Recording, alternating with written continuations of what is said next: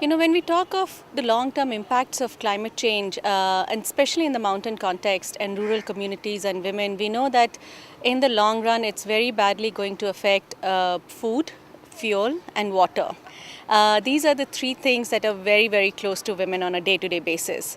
As food production becomes more difficult, as water availability becomes more difficult, as collecting fuel becomes more difficult for women, it's not only going to demand more of their time and energy, but also resources.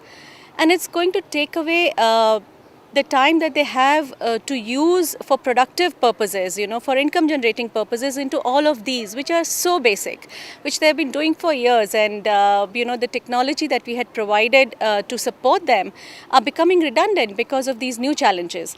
So as this continues, they have less time for themselves, it might impact younger girls, in terms of their education. So we know that the impact on women is going to be huge.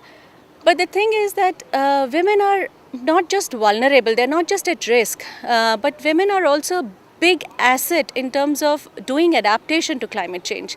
They have a lot of local knowledge. They go to the forest every day. They go for collecting water every day. They know what are these changes that are happening in the environment. So they're more aware of it. They have been working together as a group for centuries to overcome some of these challenges. So they're already used to working in a group, thinking about it, doing something about it, working as a collective. So they have the resources, they have the local knowledge, they know the social norms, they know the customs, and all this can really help them in designing really good programs if we tap into that knowledge.